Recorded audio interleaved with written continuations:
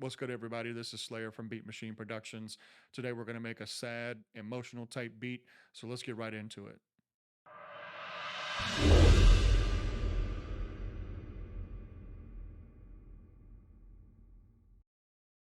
I'm going to start in F minor, find a simple progression. Have one in mind, I'm going to try. So I'll pull up the piano roll so you can actually see what that looks like. So we have the F minor 9 here. So that's 1, 2, 3, 4, 5, 6, 7, 8, 9. So that's how I come up with that F minor 9. So we're going to here to E flat. Oops.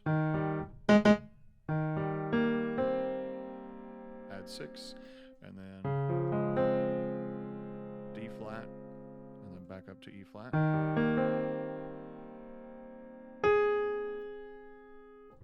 So I'm actually gonna, I could play this in, but I don't have time to sit around and hope that I can play it correctly. It'd just be easier to plug it in, and then from there I'll just do some manipulation to the velocity and when the notes hit to make it sound more realistic, and then we'll get the same effect. I'm gonna up the tempo. We're gonna start with about 170.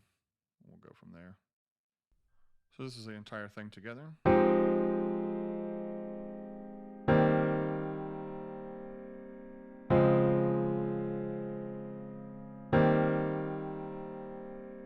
So it sounds good already. I mean, we could keep it that way and it would, serve its purpose, but we're going to do just a few things to make it a little bit more interesting. So the first thing is I'm going to take the bass line and I'm going to copy paste, and then I'm going to bring this down an octave just to give it a little bit more depth. And already that's going to sound better.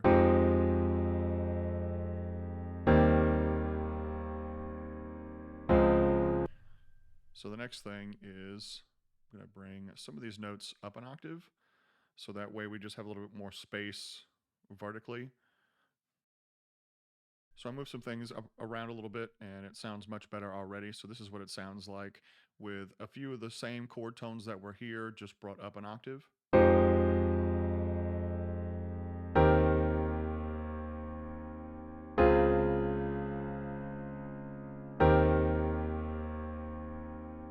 So now that I have that, I'm just going to highlight all of these and I'm going to hit Option S, and that's going to, I'm on Mac obviously, so on Windows it might be Control, and I'm going to use the strum feature and get these to roll the chords just a little bit so it sounds a little bit more realistic instead of all being at one time.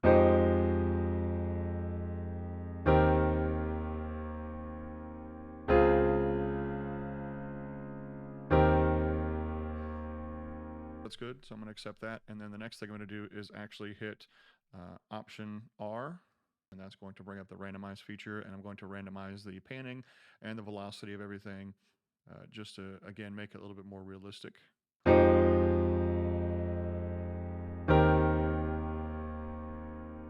So that's good, except for this first chord is a little strong. So I'm actually going to highlight everything, and I'm going to hit Option X, and that brings up this little tool here.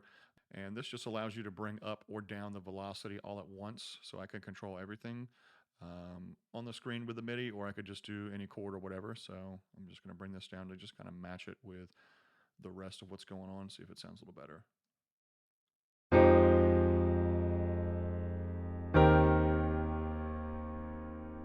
All right, so now that I have a basic foundation, I'm just going to put a little bit of reverb on here. You could use any reverb. A lot of people use the stock reverb, which is fine. I'm just going to use a little bit of the vintage reverb. This is free, so you can get this online if you want it. All right, so now that I have my basic chord progression, I'm going to add just some changes inside of this so that way it sounds just a little bit more full and it has a little bit more going on, so it's not just a basic blocky chord progression.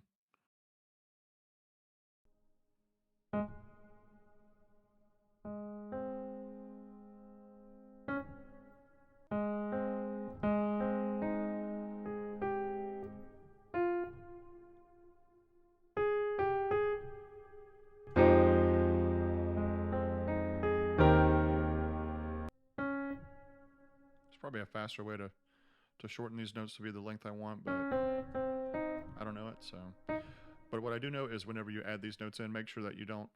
It's going to sound more musical and more like a real piano player when you have the long notes sustaining. So I could have put these all as short notes like this, but instead actually lengthen them all the way out so the notes are sustaining, and that's going to make it realistic sound as well.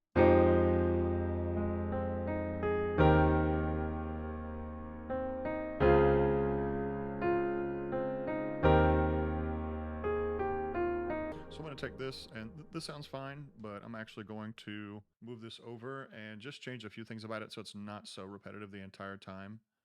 All right, so I've pulled up another piano and keyscape. You can see the preset here. I have a Rhodes. I just went ahead and put the block chords in, since this is just going to be more of a background layer to the main piano. And so this is what it sounds like.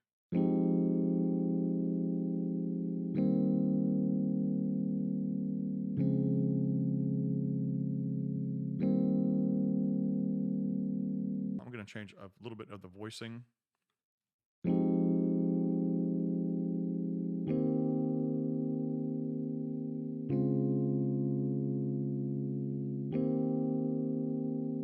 All right, so I got some drums loaded up. I'm going to start with the snare drum.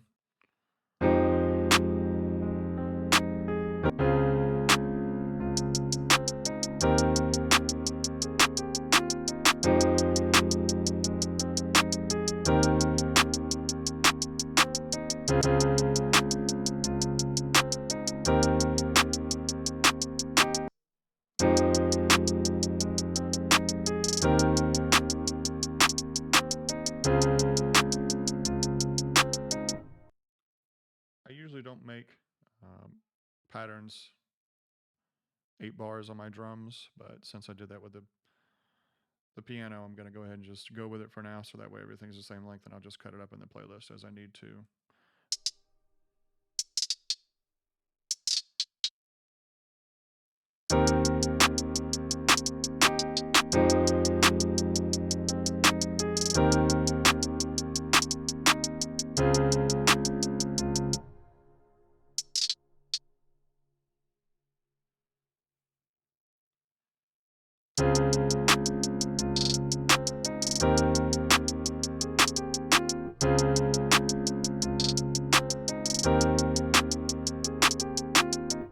And at the very end here, I'm just going to put a triplet instead of the 2/8 notes on the grid here. So I'm going to go up here, do a third step, and now you can see that I have 6. So I'm going to take up 2 at a time.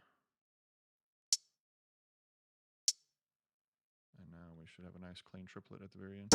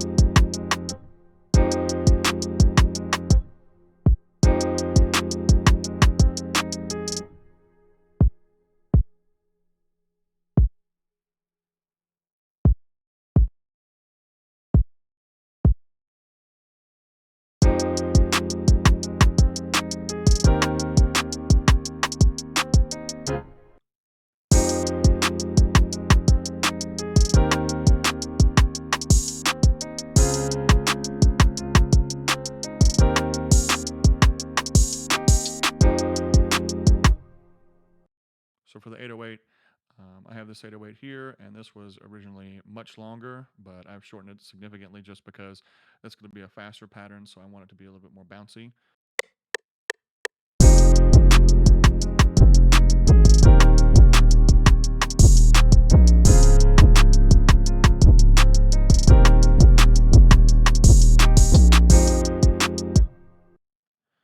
All right, so now that I got that quantized, I'm going to go back through and go to the 808, and you could do this a few ways.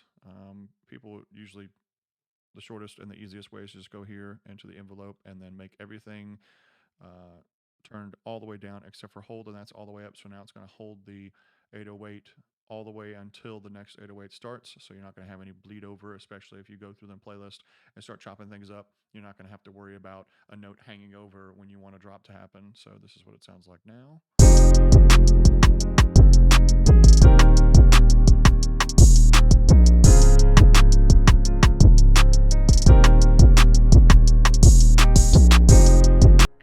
All right, so I'm going to bring this up a few steps and it should sound a little cleaner.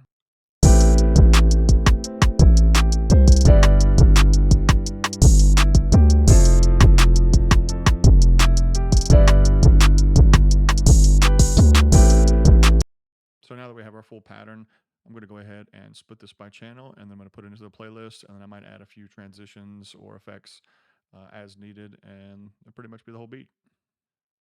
All right, so I have everything sequenced. I added a few sound effects. I added some vinyl noise during the intro and during the bridge. I added a few drum fills, and I added a riser and some white noise as the hook drops. So pretty simple sequence on this one. It's a pretty simple beat. All right, so that's today's video. Hope you guys enjoyed it. Make sure you hit the like button. Make sure you subscribe. Let me know what you think about the beat in the comments. It's coming up next. See you guys next time.